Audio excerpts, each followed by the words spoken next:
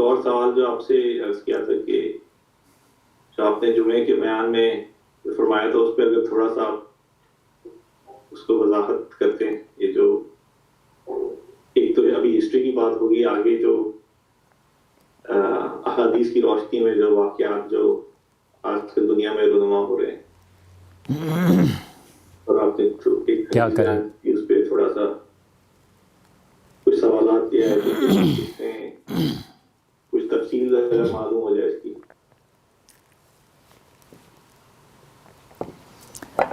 ان چیزوں کے ڈانڈے جا کے مل جاتے ہیں سیاسی امور سے، اور اس میں بھیا ہم پڑھنا نہیں چاہتے. اور ایک سوال دریافت فرمایا گیا تھا کہ دبئی نے جو اسرائیل کو تسلیم کیا ہے،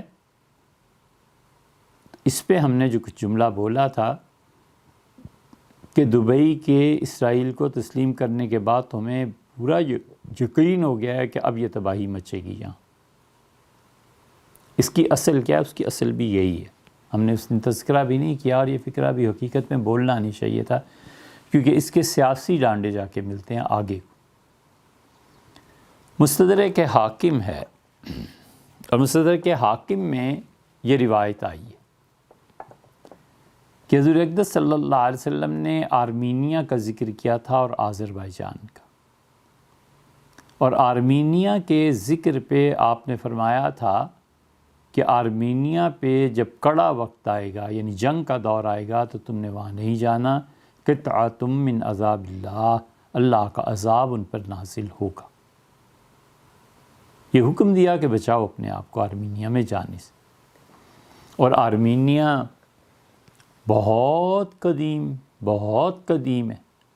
سیدنا مسیح علیہ السلام کے اٹھائے جانے کے کچھ ہی عرصے کے بعد یہاں عیسائیت کی بنیاد پڑ گئی تھی. سیدنا مسیح علیہ السلام کے اپنے حواری یا ان سے اگلی نسل یہاں آ گئی تھی، اور کئی ہزار برسوں سے وہ لوگ وہاں پر رہ رہے ہیں. اور ادھر آذربائیجان تھا، اور یہ سارے علاقے سیدنا عمر رضی اللہ عنہ کے دور میں فتح ہو گئے تھے. اور آرمینیا والوں کو امیر المومنین سیدنا عمر رضی اللہ عنہ نے وہاں کے عیسائیوں کو یہ اختیار دیا تھا کہ وہ اپنا کوئی حکمران چن لیں اور وہ اسلام میں مداخلت نہ کریں اور اپنے مذہب پر قائم رہیں، اور ہماری طرف سے اجازت ہے. یہ ایسی چیزیں آپ کو تاریخ میں مل جائیں گی. اور صحابہ کرام رضی اللہ عنہ وہاں گئے تھے. ہم بھی آذربائیجان گئے تھے، اور آذربائیجان کو خوب دیکھا. جو چیزیں تاریخ میں مطلوب تھیں وہ دیکھی کہ کیا کیا تغیرات واقع ہو گئے. صحابہ کرام رضی اللہ عنہ کی قبریں کہاں ہیں، کون کون لوگ تھے جو یہاں آئے تھے، یہ سب چیزیں تاریخ نے اپنے اندر محفوظ رکھی. تو فرمایا تھا کہ آرمینیا کی باری آئے گی، اور جب آرمینیا سے جنگ شروع ہوگی تو اس کے بعد تم دیکھو گے کہ جزیرۃ العرب میں جنگ ہوگی. اور جب عربوں میں جنگ ہوگی تو اس کے بعد تم دیکھنا کہ مصر کی شامت آئے گی.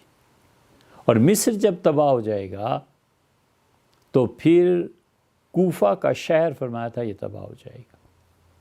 یہ اتنی بڑی چیزیں ہیں کہ عمر بن العاص رضی اللہ عنہ وغیرہ جو کہتے ہیں یہ اپنے پاس سے نہیں کہی جا سکتی. یہ ایک طرح کی پیشن گوئیاں تھیں. ہمارے وہ بیانات جو سن 93-94 میں تھے، اس میں اس وقت بھی ہم نے عرض کیا تھا کہ یہ عمر بن العاص رضی اللہ عنہ کی روایت مسلم میں آتی ہے. حضور اقدس صلی اللہ علیہ وسلم نے فرمایا تھا کہ عراق تباہ ہو جائے گا، اور عراق ایسا تباہ ہوگا کہ دنیا بھر کی اقوام مل کے اس پر پابندی لگا دیں. تو عرض کیا گیا کہ عراق پہ سینکشنز کیسے لگیں گی؟ فرمایا من قبل روم، عیسائی ایسے کریں گے. درہم ولا قفیز، پوری دنیا سے 1 روپیہ، 1 سکہ، 1 پائی اور 1 روٹی عراق میں نہیں پہنچے گی. ثم یاتی بالشام، پھر تم دیکھو گے شام والوں کا ہوگا، سینکشنز لگیں گی شام پر بھی. اور پھر اس کے بعد باقی روایات کو ملا لیں تو اس کا بھی تذکرہ آتا ہے. آرمینیا کا، کہ آرمینیا کے بعد جزیرہ عرب اس میں تباہی مچے گی اور اسرائیل پھیلے گا، اور اس تباہی کے بعد مصر بھی برباد، مصر کے بعد کوفہ کی باری آئے گی، کوفہ کے بعد اور بھی درمیان میں چند ایک مراحل ہیں، فرمایا الملحمۃ الکبریٰ، پھر اس کے بعد تو بہت بہت بڑی جنگ ہوگی۔ ملحمہ، لحم عربی میں کہتے ہیں نا گوشت کو، ملحمہ کا مطلب یہ ہے کہ گوشت کے ٹکڑے اڑیں گے، ملحمہ کا مطلب یہ ہے کہ گوشت انسانوں کا پاش پاش کر دیا جائے گا، بربادی پھیل جائے گی۔ یہ وہ لفظ ہے جو حضرت سعد بن معاذ رضی اللہ عنہ نے استعمال فرمایا تھا۔ سعد بن عبادہ نے جب وہ مکہ مکرمہ کی فتح کے لیے آئے تھے تو یہ سارے لشکر کو رسول اللہ صلی اللہ علیہ وسلم تقسیم کر دیا تھا، اور سعد بن معاذ جب گزرے ہیں اپنا لشکر، اپنا قبیلہ اور اپنا علم اور جھنڈا یہ لے کے فوج کا دستہ، تو انہوں نے کہا کہ آج کا دن ہے جس دن گوشت چیتھڑے کر دیا جائے گا، اور ہم کافروں کو مطلب یہ کہ ٹکڑے ٹکڑے کر دیں گے آج۔ تو حضور صلی اللہ علیہ وسلم کو ابو سفیان نے کہا کہ آپ سن رہے ہیں یہ سعد کیا کہہ رہا ہے؟ تو رسول اللہ صلی اللہ علیہ وسلم نے سعد کے بیٹے قیس کو بلایا اور پگڑی ان کے سر پہ رکھی اور فرمایا قیس تم جاؤ، اور فرمایا الیوم یوم المرحمہ، آج کے دن لوگوں کو دیکھیں گے کہ میں کیسے ان کے ساتھ مہربانی کرتا ہوں، میں کیسے رحمت کا سلوک کرتا ہوں۔ آج گوشت کاٹنے کا دن نہیں ہے، آج کا دن تو رحم کرنے کا دن۔ اور رحمت للعالمین کی جو شان تھی رسول اللہ صلی اللہ علیہ وسلم کی نمایاں طور پر واضح ہوئی۔ پورا مکہ اس کی عورتیں ان کی باندیاں تھیں، اور پورے مکے کے لوگ ان کے غلام تھے، اور لوگ اپنی قسمتوں کے فیصلوں کے لیے کھڑے تھے۔ اور رسول اللہ صلی اللہ علیہ وسلم اندر تشریف لے گئے تھے بیت اللہ کے، کچھ رکعتیں پڑھنے کے بعد جب آئے تو لوگ کانپ رہے تھے کہ اب قتل عام کا حکم ہوگا اور ہم سب مارے جائیں گے، اور کھڑے ہوئے اور فرمایا کہ تم میرے متعلق کیا سمجھتے ہو، آج میں نے کیا کرنا ہے؟ اور پھر فرمایا میں وہ کہتا ہوں جو یوسف علیہ السلام کے بھائی آئے تھے اور انہوں نے کہا تھا کہ لا تثریب علیکم الیوم، آج کے دن کوئی بدلہ نہیں لینا، اور پھر فرمایا وانتم الطلقاء، تم سب آزاد ہو۔ یہ شرف حضور اقدس صلی اللہ علیہ وسلم کا تھا، اور ایک مرتبہ تاریخ نے پھر اسے دہرایا تھا، ہسٹری نے ریپیٹ کیا تھا۔ ایک مرتبہ کوفہ والوں کے ہاں یہ ہو گیا تھا، امام ابو حنیفہ رحمۃ اللہ فرمایا تھا کہ انتم الطلقاء، کوفہ والو، اگر قانون کی زبان میں ہم بولیں تو یہ کہ تم میرے غلام ہو سارا شہر، فرمایا تھا انتم الطلقاء، تم سب آزاد ہو۔ یہ شرف انہیں ملا تھا، امام ابو حنیفہ رحمۃ اللہ علیہ۔ تو یہ جو ملحمۃ الکبریٰ ہے نا، یہ تباہی پھیلے گی، اور اتنا گوشت، اتنے انسان مریں گے کہ اس کے شمار نہیں کیا جا سکتا۔ ایسے موقعوں پہ اس کی ہولناکیاں سوچ کے ہم یہی کہتے ہیں وزارت فتنۃ قوم، اللہ اگر تو کسی قوم کو جب آزمائش میں ڈال دے فقط بِإِذْنِهِ إِلَيْكَ غَيْرَ مفتون، اللہ اس آزمائش میں ہمیں نہ ڈال، اس سے پہلے ہی ہمارا اپنے ساتھ معاملہ کر۔ پھر ترکی کی باری آئی، اور پھر اسرائیل بڑھے گا اور خیبر تک پہنچے گا، جہاں اب تک ان کے قلعے محفوظ ہیں۔ ان وہابیوں کو صحابہ کرام رضی اللہ عنہ کی قبریں تو یاد آ گئیں کہ انہیں اکھیڑنا ہے اور ان کو گرانا ہے اور یہ کرنا ہے، سارے قبے توڑ دیے۔ وہ یہودیت کی ساری چیزیں ابھی تک بھی باقی ہیں، وہاں کوئی اصل دین تھا، وہ کیا تھا؟ تو گریٹر اسرائیل بنے گا پھر۔ اس لیے جو کوتاہیاں ہیں نا، اس کی سزا ملے گی اور یہ بھگتنا پڑے گا سب کچھ۔ اس لیے آذربائیجان اور یہ جو لڑ رہے ہیں آپس میں، منع فرمایا کہ آرمینیا نہیں جانا، اور آذربائیجان میں اکثریت شیعہ آبادی کی ہے، اور اب ترک وہاں لڑ رہے ہیں، اور انڈیا کا کہنا یہ ہے کہ پاکستان بھی لڑ رہے ہیں۔ یہ تو خیر سیاسی بحث ہے، ہمیں اس سے غرض بھی نہیں ہے۔ تو یہ سارا کچھ ہو رہا ہے۔ ہمیں اس میں البتہ ایک بات آپ سے ضرور کہنی ہے کہ جو ہم نے عرض کیا تھا نا کہ دبئی نے جب تسلیم کیا ہے تو اب تو اس کے بعد یہودیت کے غلبے کے امکانات اور بڑھ گئے ہیں۔ یہ دبئی کیا اور قطر کیا اور شام کیا اور مصر کیا، کچھ نہیں رہنا، یہ سب اڑ جائیں گے اور یہودیت بنے گی۔ ہم اپنے فیلڈ کے متعلق یہ کہہ سکتے ہیں، ہم نے اسی لیے بار بار یہ عرض کیا تھا، عراق پہ حملہ نہیں ہوا تھا، اس زمانے کی کیسٹ سن لیں، ہم دوستوں سے کہتے رہے کہ یار عراق پہ حملہ ہو جائے گا اور عراق کی حفاظت جو کرنے والے کریں نہ کریں، ہمیں اس سے بحث نہیں، لیکن عراق میں جو کتابیں اور جو قدیم مسلمانوں کی چیزیں اسے محفوظ کرنا چاہیے۔ ظاہر ہے کہ کوئی تعاون ہوا نہیں اور ہمارے پاس اسباب اور وسائل اتنے کہاں۔ پھر شام کے ساتھ ہی ہوا مکتبۃ الاسدیہ، شام کا وہ مکتبہ، وہ لائبریری جو سینکڑوں سال سے بنتی چلی آئی ہے، اس جیسی لائبریری عالم اسلام میں کم تھی، سب تباہی اور بربادی پر۔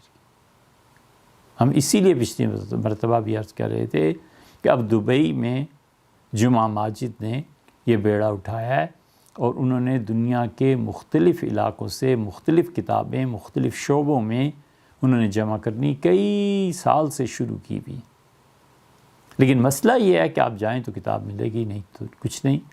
ہم اسی وجہ سے کہتے ہیں، ہم نے اس وقت کہا تھا کہ ہمیں ہر مہینے $25,000 اس پوری امت سے مطلوب ہیں، لوگ یہ کام کریں اور اپنے زکوٰۃ کے پیسے دیں۔ یار ہم یہ نہیں کہتے کہ اصل مال، ہم کہتے ہیں اپنی زکوٰۃ سے $25,000 دے دیں اور 1 سال تک بس یہ سلسلہ کریں۔ ہم چاہتے ہیں کہ دبئی میں مصر میں فی الحال جو کتابیں ہیں نا، ان کتابوں کو جمع کر کے ان کے 8-8 10-10 نسخے فوٹو کاپی مختلف شیپ CD وغیرہ وغیرہ کر کے US بھجوائیں، انگلینڈ بھجوائیں، فرانس بھجوائیں، نیشنل لائبریری ہے ان کی پاکستان میں، ہندوستان میں، مختلف جگہوں پر یہ کتابیں پھیل جانی چاہیے۔ ایسے نسخے ہیں جو صرف ایک نسخہ دنیا میں باقی رہ گیا، وہ مٹ گیا تو علم مٹ گیا۔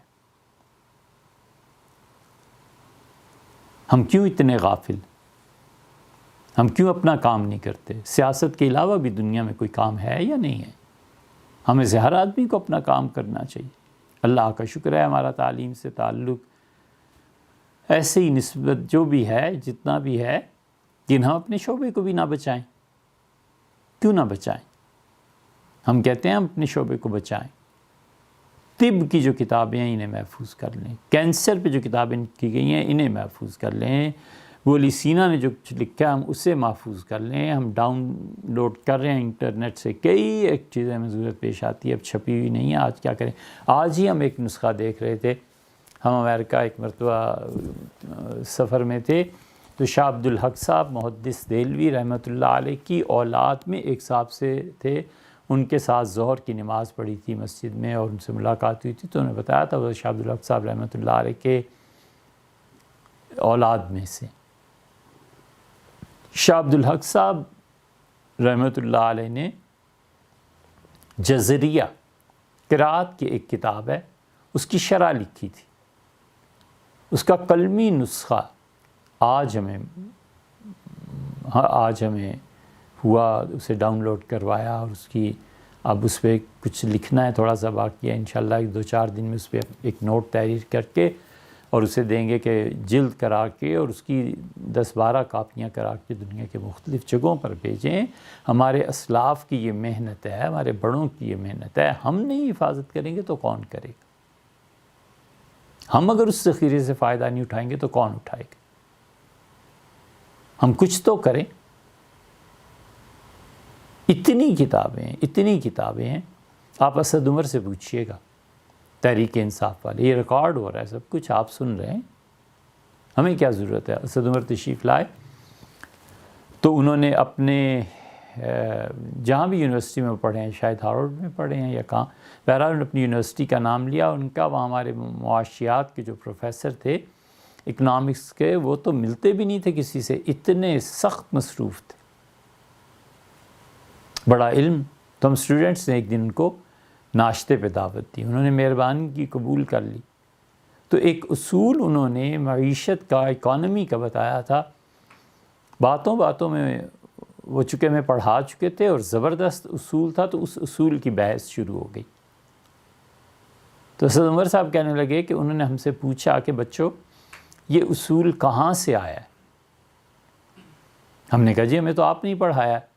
اس سے کہا تم بیٹھو میں آتا ہوں۔ لائبریری گئے اور مقدمہ ابن خلدون نکال کے لائے اور ہمیں دکھایا اور کہا یہ جو تمہارے ابن خلدون تھے نا یہ میں نے ان سے سیکھا ہے، یہ دیکھو انہوں نے کیا لکھا۔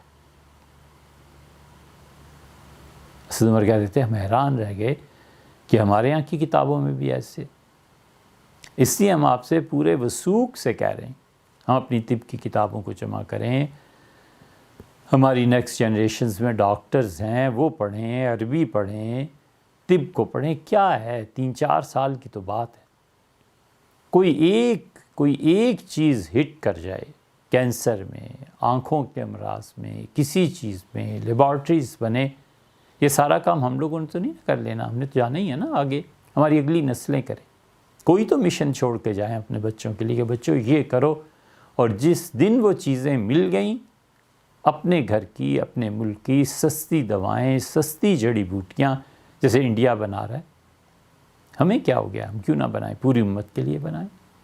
اب یہ جو آگ لگے گی نا اس میں دبئی میں جو کچھ پڑا ہوا ہے یہ ضائع ہو جائے گا۔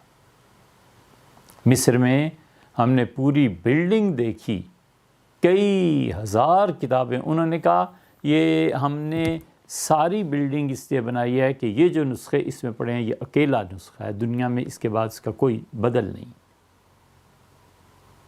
یہ علم ضائع ہو جائے گا۔ یہ آپ کے آباء و اجداد کی میراث ہے، اس لیے ہم پھر آپ سے درخواست کرتے ہیں آپ اس کو سوچیں، پلان بنائیں، تاکہ کہیں سے تو ہم کام کریں نا۔ حکیم سعید مرحوم نے یہ کام شروع کیا تھا، اب ان کی بیٹی ہیں سعدیہ راشد، بوڑھی ہو گئیں بیچاری۔ ابھی ہم ایک سودا کر رہے ہیں کراچی میں، حکیم صاحب تھے ہمارے استاد بھی تھے، اور ان کی تعریف کے لیے اتنا ہی کہہ دینا کافی ہوگا شاید کہ حضرت ابو البرکات رحمۃ اللہ علیہ کے پوتے پڑ پوتے ہیں یہ سارے، اور حکیم صاحب جو کچھ چھوڑ کے گئے ہیں اس میں ایسا نسخہ بھی ہم نے دیکھا جو بہادر شاہ ظفر آخری مغل حکمران جو تھے ان کے اس پہ دستخط ہیں، انہوں نے اسے پڑھا ہے، اور ایک دوا کے متعلق انہوں نے لکھا ہے کہ میں نے اس کا تجربہ کیا جو بڑا کامیاب رہا، اور 12 لاکھ میں فروخت کر رہے ہیں، اگرچہ ہم نے بھی طے نہیں کیا کہ 12 لاکھ ہی ہمیں دیں گے، لیکن انہوں نے کہا کہ ہم کتب خانہ سارا آپ کے یہاں منتقل کر رہے ہیں اور آپ سے یہ ڈیمانڈ ہے، آپ کراچی والے کام کریں، ڈائریکٹ انہیں پیسے بھیج دیں۔ 8 حصے انہوں نے کیے ہیں 1.5 لاکھ کے، ان کا 1.5 لاکھ ہم سب بہن بھائیوں کا والدہ سمیت حصہ بنتا ہے۔ یہ سب چیزیں اس لیے کہہ رہے ہیں کہ وقت میں جھوٹ بہت شامل ہو گیا ہے، بہت جھوٹ بولنے لگے ہیں لوگ۔ ڈائریکٹ کرو یار، کراچی میں پیسے پے کر دو، کتابیں بھیج دیں، ہم محنت کریں، ایک ایک کتاب پر نوٹس لکھیں، اسے بنائیں اور اس کے 8-8 10 نسخے دنیا کے مختلف علاقوں میں بھیج دیں۔ آذربائیجان برباد ہو جائے گا کتابیں، روس میں اتنی کتابیں پڑھی ہیں، اتنی مسلمانوں کی کتابیں پڑھی ہیں، روس کے گلی محلوں میں مسلمانوں کی لائبریریز تھیں۔ ہم اسپین گئے تھے، مسلمانوں کی وہ کتابیں جو وہاں پر پڑھی ہوئی ہیں، اسپین میں قرآن کریم کی ایک تفسیر ہے بیزاوی فلسفی تھا نا، بڑی مشکل چیز لکھی ہے، اس ایک بیزاوی تفسیر کے 120 نسخے اس کی شرح کے پڑھے ہوئے، وہ جو طب کی کتابیں اسپین میں پڑھی ہوئی ہیں، کیا کہنے، ترکی میں پڑھی ہوئی ہیں۔ آپ یقین مانیں جتنا مسلمانوں نے کتاب و سنت پہ لکھا ہے نا، حدیث اور تفسیر پہ، اس کے قریب طب پہ لکھا ہے۔ ہمیں ڈر لگتا ہے اگر ہم کہیں کہ طب پہ مسلمانوں نے اس سے زیادہ لکھا ہے۔ حکیم ہیں، نسخے ہیں، اس کے اجزاء ہیں، اس کے تجربات ہیں، اس کے شواہد ہیں، برس جسم پہ سفید داغ پڑ جاتے ہیں، اس کے 20 یوں یہ کرو یہ کرو یہ کرو، یہ ضروری نہیں ہے سب صحیح ہوں، بہت سی چیزیں ایسی ہیں،